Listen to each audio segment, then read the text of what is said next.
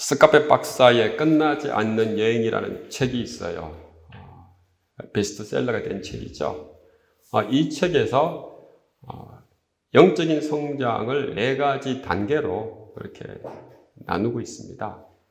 제가 그동안 목회를 하면서 경험했던 그 영적인 과정들을 이 책과 함께 관련해서 쭉 말씀을 한번 드리고자 합니다. 첫 번째 단계가 영적 무지의 단계예요. 그러니까 영성이 전혀 없는 사람들을 이야기하는 거죠. 뭐만 있겠습니까? 본능만 있는 거예요. 본능에 따라 생각하고 본능에 따라 사는 사람들이죠. 본능에 따라 살기 때문에 삶에 대한 원칙과 질서가 없어요. 항상 본능대로 살기 때문에 언제 어디로 어떻게 튈지 모르는 그런 공과도 같습니다. 다른 사람과의 관계에서도 마찬가지예요. 오직 자기만 있어요. 다른 사람에 대한 배려와 양보는 전혀 찾아볼 수 없는 그런 영적 무지의 단계, 이 단계를 이야기하고 있습니다. 두 번째 단계가 형식적, 율법적 단계입니다. 이 단계의 사람들은 교회 안에서 교회가 정해놓은 틀과 제도를 통해서는 어느 정도 믿음이 유지되고 정령화됩니다. 그러나 그 틀이 없는 곳에서는 믿음이 아무런 역할을 하지 못해요.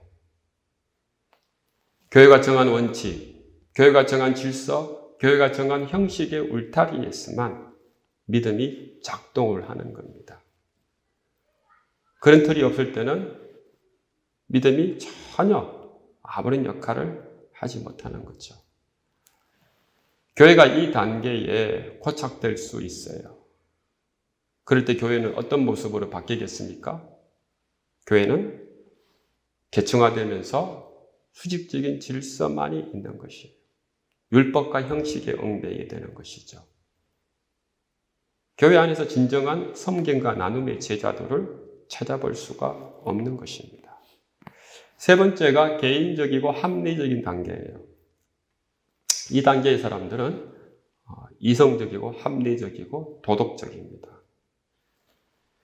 그런데 문제가 뭐냐? 자신의 이성으로 판단한 현실이 전부라고 생각을 하는 것이죠. 지극히 개인적이에요. 남과 더불어서 함께 공동체 생활을 하는데 부족하죠. 이 단계의 사람들은 믿음을 자기 자신의 자아를 실현하기 위한 고상한 도구로 생각을 합니다.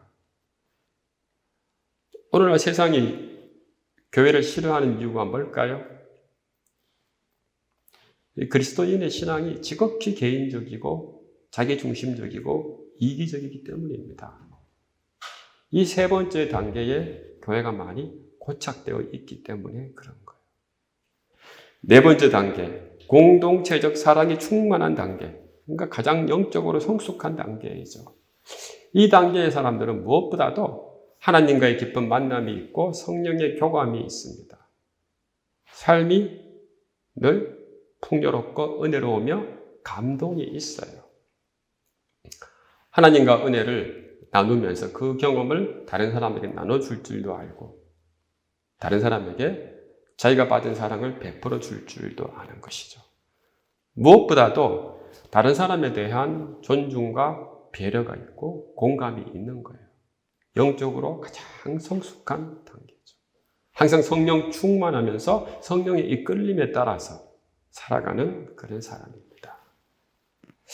사도 바울은 고린도후서 4장 16절에 우리의 겉사람은 낡아지나 우리의 속사람은 날로 새로워진다라고 얘기하고 있습니다. 우리의 겉사람, 늙고 병들고 사라질 수 있어요. 이 육신은 언젠가는 다 없어집니다, 여러분. 그러나 그리스도께서 우리에게 주신 이 속사람은 그렇지 않아요. 속사람은 새로워지고 강건해지면서 영원해지는 거죠. 이것을 가지고 영적인 성장이라고 하는 겁니다. 우리가 죽고 난 이후에 천국 가서 새롭게 부활할 수 있는 몸은 우리 겉사람이 아니에요. 우리의 속사람이다라고 하는 것이죠. 근데 우리의 영적인 상태가 여러분 어떻습니까? 여러분 날마다 영적으로 성장하고 있어요? 안 그러면 퇴보하고 있어요? 여러분 한국교회가 지금 영적으로 날마다 성장하고 있습니까? 퇴보하고 있습니까? 우리가 함께 묵상하고 있는 이 창세기 본문을 통해서 우리가 야곱의 인생을 쭉 조명해 왔습니다. 근데 야곱이 자기의 본성을 다 버리고 하나님의 사람으로 서기까지 얼마나 힘든 과정을 겪는지 우리는 성경을 통해서 상세하게 알 수 있는 것이죠. 영적으로 성장한다는 것, 하나님의 사람으로 완전히 선다는 것은 참 무척 어렵고 힘든 일이에요.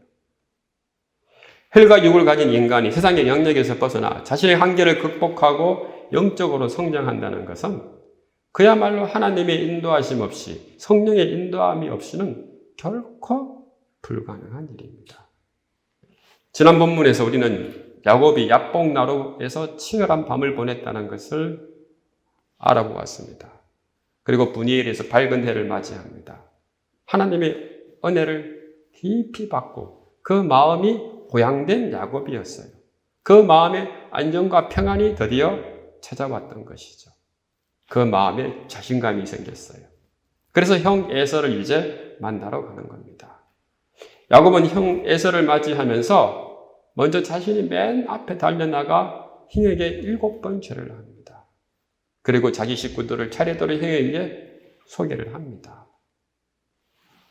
그러자 에서가 야곱이 앞서 보낸 그 예물이 무엇인지 묻습니다.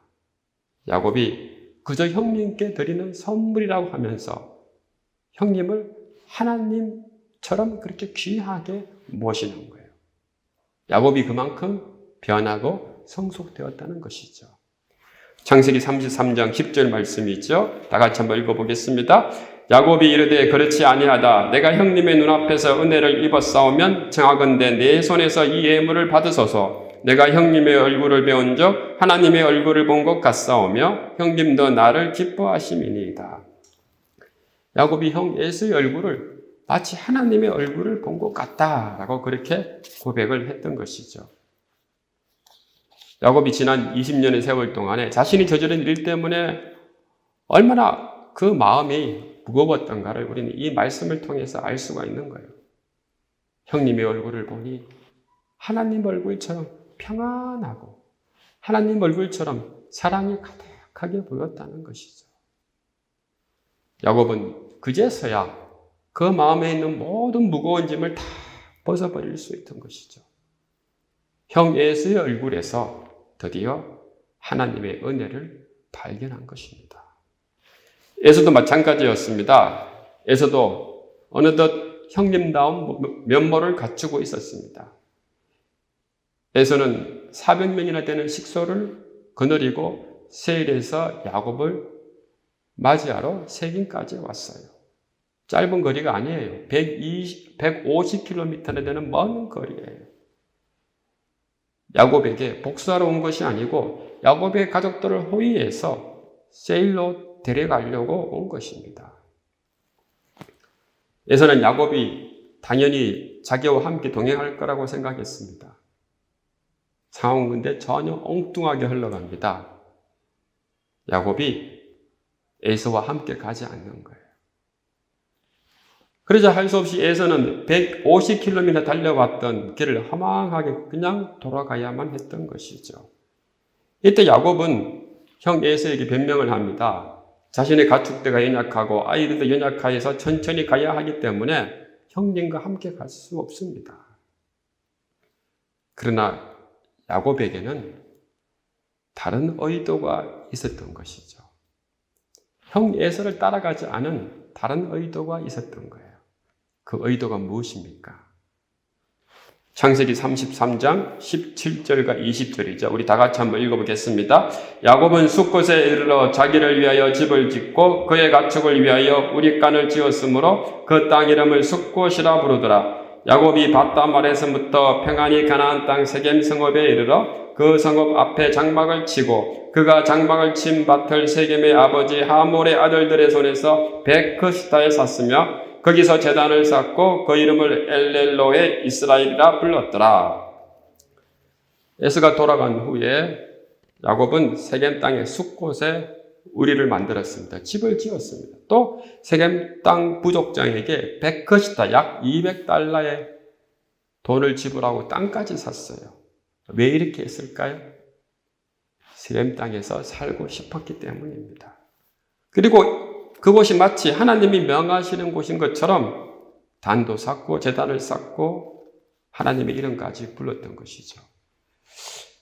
약복강가에서 다리를 절기까지 하면서 하나님의 은혜를 입은 야곱이었어요. 20년의 세월을 지나 드디어 형의 용서를 받은 야곱이었어요. 20년 전에 베델에서 하나님의 약속을 기억하며 또 그 약속을 하나님으로부터 확인받은 야곱이었습니다. 그런데 이 야곱이 베델로 올라가지 않았어요. 그냥 세겜 땅에서 멈추었습니다. 이 모습이 바로 인약한 인간의 모습인 거예요. 야곱은 형을 만나기 전에 불안과 두려움으로 가득 찼습니다. 오직 그 불안과 두려움을 해결하는 것이 유일한 목적이었습니다. 하나님의 은혜로 말미암아 형으로부터 용서를 받았고 그 마음속에 있는 모든 불안과 두려움은 다 벗어버리고 형과의 관계를 회복했던 것이죠.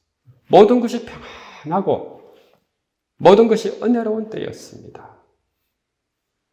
근데 야곱은 그만 세겜 땅에서 머물러 버렸어요. 이 세겜 땅이 눈에 들어오기 시작한 거예요.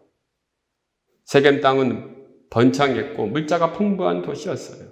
베델에도 멀지 않는 곳이었어요. 야곱은 베델로 돌아가지 않고 그만 세겜에서 장막을 치고 집을 짓고 땅을 사면서 세겜에서 거주하고 싶었던 것이죠. 야곱의 이러한 선택은 마치 아브람 조카 롯이 유단들을 선택한 이유와 아주 비슷합니다. 야곱이 약복 강가에서 영적인 깊은 경험을 처음 하고 영적인 깊은 가운데서 평안과 안정도 찾아왔지만은 야곱이 결정적으로 실수한 게 있어요. 그게 뭘까요? 영적인 긴장감을 잃어버린 거예요. 야곱이 이 영적인 긴장감을 잃어버리자 다시 자기 안에 있던 본성, 이기적이고 욕심 많은 그리고 교활한 그 본성이 다시 드러났던 거예요. 우리가 지금까지 살아온 영적인 여정을 돌아보면은 야곱처럼 그런 굴곡이 있었던 적이 참 많아요.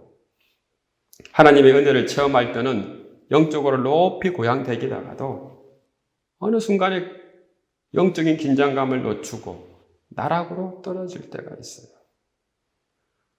하나님이 더 좋은 것이 아니라 세상이 주는 풍요로움과 평안함과 그 안락함이 더 좋아 보일 때가 있는 거예요. 영적인 긴장감을 가지면서 날마다 치열하게 사는 것이 지겨운 거예요.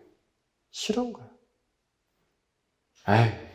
뭐 이쯤에서 이제는 됐겠지라고 생각하는 거예요.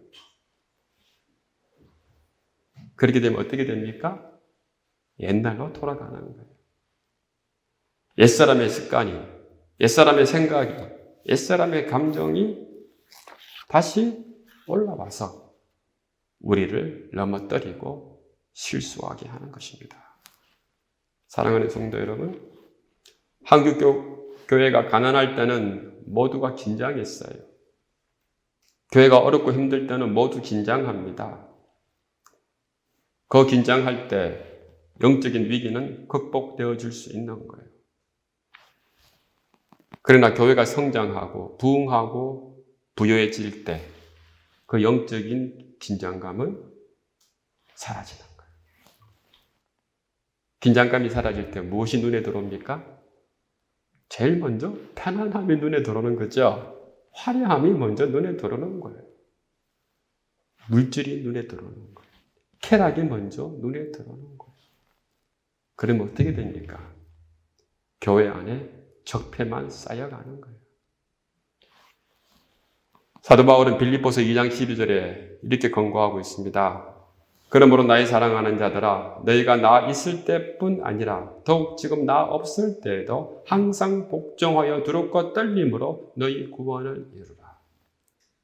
사랑하는 성도 여러분, 부탁 말씀드립니다. 우리 생명 다할 때까지 우리가 두렵고 떨림으로 주를 바라보시기를 주님의 이름으로 간구합니다. 그런 팽팽한 긴장감 속에서 우리가 치열하게 영적으로 살아야지 우리가 이 세상을 영이 극복할 수 있습니다. 야곱의 영적인 태보, 하나님께서 어떻게 다루십니까? 그냥 지나쳐 버리십니까? 그렇지 않아요. 하나님께서는 야곱을 사랑하셨기에 야곱을 징벌하시는 거예요. 바로 그 사건이 야곱의 딸 디나가 세겜의 딸들을 사귀면서 하몰의 아들 세겜에게 강간을 당하는 거예요. 창세기 34장 1절과 2절이죠. 다 같이 한번 읽어보겠습니다. 레아가 야곱에게 낳은 딸 디나가 그 땅의 딸들을 보러 나갔더니 휘 족속 중 하몰의 아들 그 땅의 주장 세겜이 그를 보고 끌어들여 강간하여 욕되게 하고, 디나가 세겜에 살면서 세겜의 딸들과 놀고 싶었던 것입니다. 세겜의 딸들과 함께 노니까 자연스럽게 이 세겜의 악에 노출된 거예요. 결국은 하몰의 아들 세겜에게 강간을 당합니다. 이 세겜이 디나를 강간한 사건은 단순히 성적인 사건이 아니에요. 하몰은 아들 세겜을 통해서 이 디나와 세겜을 혼인시켜서 야곱 가족들을 흡수 병합하려고 하는 그런 의도를 가지고 있었던 거예요. 야곱의 가족은 숫자가 아주 많았고 재산도 아주 많았어요. 만약에 이 야곱 가족이 세겜 땅에 머물러서 자기와 함께 사돈이 된다면 그야말로 하몰은 더욱더 큰 부자와 능력을 가질 수 있는 것이죠. 자신들의 부를 위해서 악하게 행동을 한 것이죠. 악을 이용한 것이죠. 여러분, 악한 사람들의 전형적인 모습은 항상 이런 모습들이에요. 악을 통해서 자신을 더욱더 이롭게 하는 거예요. 세겜이 디나를 강간한 후 찾아와서 혼인을 청합니다. 세겜은 하몰의 아주 귀한 아들이었기에 결혼만 해준다면 무엇이든 다 들어주겠다고 얘기하는 거예요. 창세기 34장 12절이죠. 이 소녀만 내게 주어 아내가 되게 하라. 아무리 큰 혼수와 예물을 청할지라도 너희가 내게 말한 대로 주리라. 그런데 악은 더욱더 커져갔습니다. 사건이 여기서 멈추지 않았어요. 야곱의 아들들이 분노가 가득해서 악하게 보복할 계획을 세우는 거예요. 그래서 하몰에게 요구했습니다. 할례받지 않는 사람에게 누이를 줄 수 없으니 너희 중에 모든 남녀들이 다 할례를 받아라. 그래서 우리와 같이 되면 우리 딸을 너희에게 주고 너희 딸을 우리가 데려와서 거주하고 우리가 한 민족이 되겠다. 하몰과 그 아들들은 야곱의 아들들의 이 계획에 대해서 아무런 의심도 하지 않습니다. 그저 디나만 데려오면 모든 일이 다 끝날 줄 알았어요. 그래서 선뜻 동의를 하고 부족으로 돌아가서 부족의 모든 남자들에게 설득을 하는 겁니다. 우리가 그들이 요구대로 할례를 받으면 그들이 가진 양떼와 재산도 모두 우리 것이니 우리가 다 할례를 받자. 설득을 한 거예요. 할례를 받고 난 이후에 3일째 되는 날 어떤 일이 벌어집니까? 끔찍한 사건이 벌어지는 거예요. 악과 악이 모여가지고 더 큰 악을 만들어낸 거예요.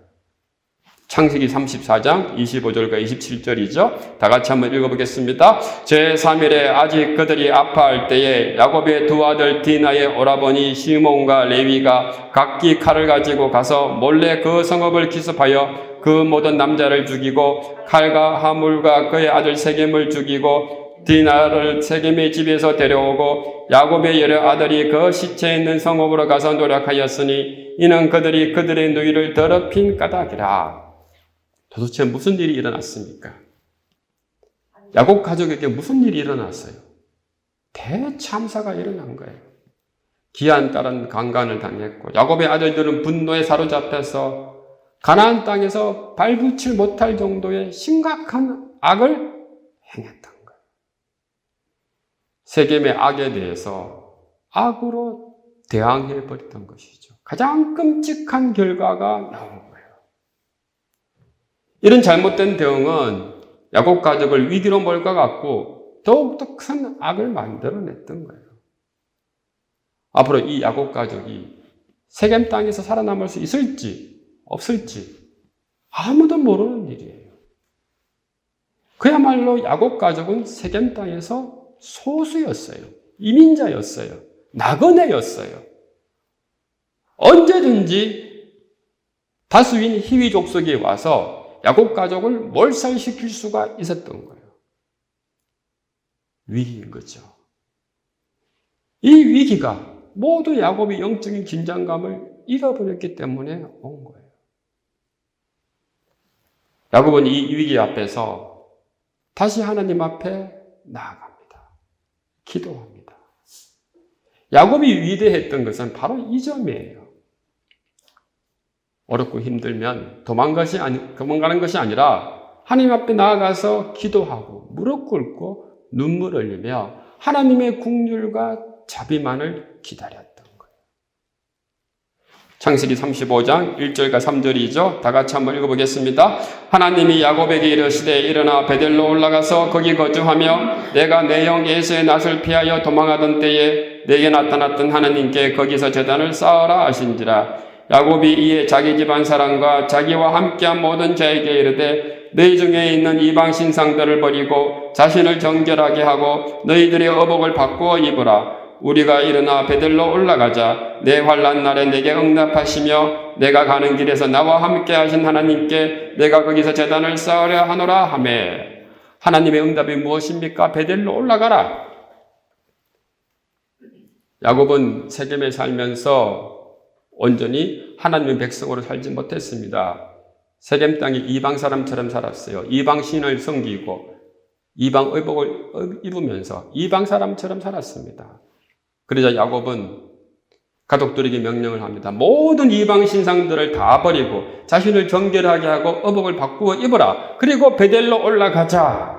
베델에 올라가서 그 예배를 회복하자라고 하는 거예요. 사랑하는 성도 여러분, 오늘날 우리가 해야 될 일이 뭡니까? 우리를 정결하게 해야 됩니다. 이방신을 다 버려야 돼요. 베델로 올라가야 됩니다. 베델로 올라가는 길만이 우리 교회가 살고 우리가 사는 일입니다. 사랑하는 성도 여러분, 세상이 주는 안락함에 도취되어서 우리가 영적인 긴장감을 잃어버릴 때 그 위기는 반드시 찾아오고 고난은 반드시 찾아오는 겁니다. 그럴 적에 우리는 야곱처럼 기도해야 됩니다. 기도를 통해서 하나님의 음성을 들어야 됩니다. 기도를 통해서 하나님과 우리 사이에 가로막고 있는 것이 무엇인지 알아야 되는 거예요. 죄로 물든 우리의 그 모든 잘못된 습관과 행동과 태도를 다 벗어버려야 되는 거예요. 이 과정이 없이는 우리는 결코 예배를 회복할 수 없습니다. 이 과정이 정결이고 이 결과가 바로 회복이에요. 현대를 사는 사람들 자신의 영혼에 대해서 별로 관심이 없어요. 절대적인 하나님의 존재에 대해서 관심이 없어요. 사람들을 사로잡고 있는 그 이방신이 너무 많습니다. 그 결과 어떤 일이 일어납니까? 인간으로서의 참된 본성을 잃어버리고 그 고귀함을 잃어버리는 겁니다. 교회도 마찬가지입니다. 교회 안에 하나님 대신에 이방신을 숭배하는 우상 숭배자들이 아주 많아요.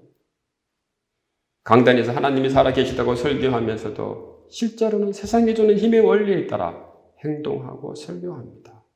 그리고 교회를 경영합니다. 버려야 될 것들입니다. 버려야 될 그 이방신들이에요. 진실한 예배를 통해서 다시 말씀 위에 서고 기도 옆에서 우리가 눈물 흘리며 무릎 꿇는 저와 여러분 되시기를 주님의 이름으로 축원합니다. 우리의 살 길, 앞으로 우리 교회가 살 길이 무엇입니까, 여러분? 돈이 아니에요. 성도 숫자가 아닙니다. 저는 믿습니다. 뭡니까? 우리가 주님 앞에 정결하게 사는 거예요. 이웃을 향해서 사랑과 나눔을 베풀면서 빛과 소금으로 사는 일이에요. 그러면 하나님께서 우리를 베델로 인도하실 줄 믿습니다. 하나님께서는 다시 야곱의 가족들을 구해 주셨습니다. 하모리 부족들로부터 야곱 가족을 지켜주셔서 베델로 인도하셨습니다. 창세기 35장 5절이죠. 그들이 떠났으나 하나님이 그 사면 고들로 크게 두려워하게 하셨으므로 야곱의 아들들을 추격하는 자가 없더라.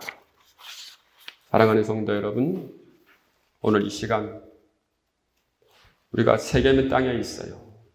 베델에 서 있습니까? 우리 자신이 지금 어디에 있습니까? 우리의 영적인 상태가 어떠합니까? 날마다 진부하고 있습니까? 퇴보하고 있습니까? 여러분, 다시 한번 영적인 긴장감을 가지시고 하나님 앞에 버려야 될 것들은 버리고 온전히 주님 앞에 성결하게 되는 저와 여러분 되시기를 주님의 이름으로 축원합니다. 말씀을 맺겠습니다. 하나님의 자녀로 살아가는 것이 때로는 후퇴하고 때로는 앞으로 전진하기도 합니다. 우리는 신분상으로 하나님의 자녀로 살지만은 영적인 수준에 있어서는 아직 완전한 하나님의 자녀가 아니에요. 날마다 성장하는 도상에 있습니다. 성화의 과정 중에 있습니다. 중요한 것은 우리가 비록 넘어지고 실수하더라도 하나님 앞에 나아가는 것을 멈추지 말아야 되는 것이죠. 영적인 베델로 올라가는 일을 멈추지 말아야 됩니다. 영적인 긴장감을 팽팽히 가지고서 매일매일 하루 치열하게 사시는 저와 여러분이 되시기를 주님의 이름으로 축원합니다. 그러면 주님께서 야곱을 도우셨던 그 은혜 가운데 우리에게 함께 임하셔서 그리스도의 장성한 분량에까지 우리를 이르게 하실 줄 믿습니다.